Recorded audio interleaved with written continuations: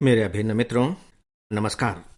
Friends, फिलहाल हम लोग उस दोषी की तलाश करने की कोशिश कर रहे हैं जो प्रेम से जुड़े हुए होते हैं। नो डाउट कि प्रेमी प्रेमिका तो होते ही हैं इस क्षेत्र से जुड़े हुए, लेकिन माता पिता भी होते हैं। दोनों पक्ष के माता पिता होते हैं, और केवल माता पिता ही नहीं होते, समाज भी होता है, कुछ सीमा तक राज्य भी होता है। तो इन सब में से दोषी कौन है, इसके बारे में हम जानने की कोशिश कर रहे हैं एक केस स्टडी के माध्यम से। हम देख चुके हैं कि माता पिता कितने दोषी हैं। हम थोड़ा यह भी जान चुके हैं कि समाज कितना दोषी है, और राज्य के बारे में भी हमने थोड़ी सी जानकारी हासिल कर ली है कि राज्य कितना दोषी है। अब सवाल ये उठता है कि जब हम इनके बारे में बात कर रहे थे तो सही सही इन्हें दोषी ठहराने से अब थोड़ा सा परहेज करने लगे हैं। बावजूद इसके कि मेरे पास जो फीडबैक आए ईमेल्स के जरिए और यहां तक कि कुछ फोन्स के जरिए भी, उन सब में सब ने किसी न किसी को दोषी तो ठहराया ही था। कोई माता पिता को, कोई समाज को, राज्य को किसी ने दोषी नहीं ठहराया, कोई लड़के और लड़की यानी कि प्रेमी और प्रेमिका को। यहां मैं आपको एक इंटरेस्टिंग फाइंड आउट बताना चाहूंगा, एक बहुत ही रोचक निष्कर्ष। मेरे पास जो फीडबैक आए उनमें एक बहुत ही महत्वपूर्ण बात यह उभर कर आई कि जो माता पिता हैं, अभी कुछ फोन्स आए जिनसे मैं अनुमान लगा सकता हूं या जिन्हें मैं व्यक्तिगत रूप से जानता भी हूं कि वो माता पिता की श्रेणी में हैं। तो जो माता पिता के ग्रुप के जो लोग थे उनका ये मानना था कि प्रेमी और प्रेमिका दोषी हैं, वो लड़का और वो लड़की दोषी है।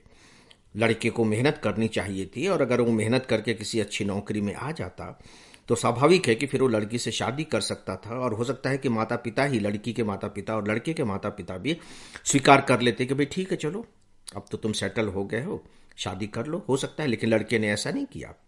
हम सब के दिमाग में एक बात है कि जो प्रेम है वो शक्ति है, प्रेम जो है एक ऊर्जा है, और है भी। इसका मतलब है कि उस लड़के ने प्रेम को ऊर्जा के रूप में नहीं लिया, उसको उसने एक तरह से नशे के रूप में ले लिया, कुछ नहीं कर पाया, तो वह दोषी है।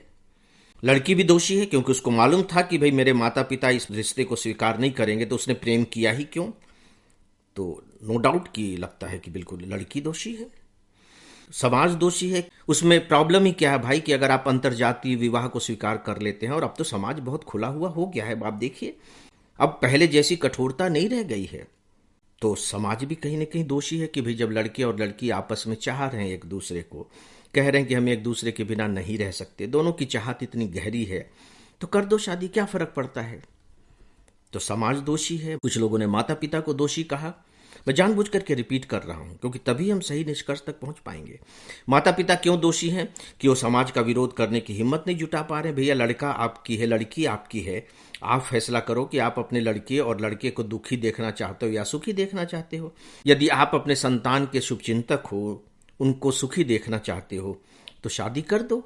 कुछ दिनों के बाद समाज चुप हो जाएगा, कुछ नहीं करेगा, लेकिन आप इतनी हिम्मत नहीं जुटा पा रहे हो।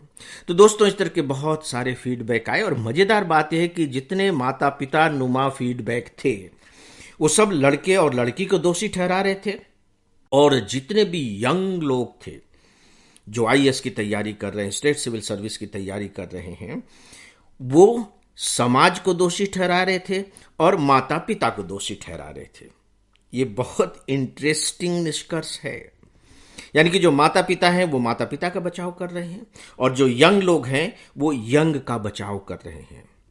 यानी कि दोनों में से किसी के अंतर्गत आपको तटस्थ दृष्टि दिखाई नहीं दे रही होगी, क्योंकि अगर माता पिता को दोषी ठहराते हैं तो लगता है जैसे हम अपने आप को दोषी ठहरा रहे हैं। अगर यंग जनरेशन के लोग प्रेमी और प्रेमिका को दोषी ठहरा रहे हैं तो लगता है कि कहीं ना कहीं हम खुद को ही दोषी ठहरा रहे हैं, क्योंकि हो सकता है कि हमारे साथ भी कुछ इसी तरह की घटना होने वाली हो। तो सच पूछिए तो जो निष्कर्ष निकाले जा रहे हैं वो निष्कर्षों में सच्चे दोषी की तलाश करने की भावना उतनी ज्यादा नहीं है जितनी कि खुद को प्रोटेक्ट करने की भावना। और जब मैं कह रहा हूं खुद को प्रोटेक्ट करने की भावना, तो खुद के वर्ग को प्रोटेक्ट करने की भावना। माता पिता गलत नहीं हो सकते, नहीं, प्रेमी और प्रेमिका गलत नहीं हो सकते। दोस्तों, आपको नहीं लगता है कि जब हम खुद पार्टी बन जाते हैं तो हम फैसला सही सही नहीं कर सकते? एक जज के लिए बहुत जरूरी है कि वह तटस्थ पार्टी न बने। मेरी इस बात पर आप विचार कीजिएगा, और केवल इसी संदर्भ में नहीं, बल्कि हर उस संदर्भ में जहां आपको फैसला देना होता है। सोचिएगा कि मैं ये जो फैसला दे रहा हूं, ये जो निर्णय सुना रहा हूं, कितने तटस्थ भाव से सुना रहा हूं। पहली बात, और मुझे लगता है कि ये पहली बात है और बहुत महत्वपूर्ण बात है इस केस स्टडी की। दिन भर का वक्त आप लोगों के पास है इस पर विचार करने के लिए। अब इस विषय पर आगे कल बात करेंगे। नमस्कार।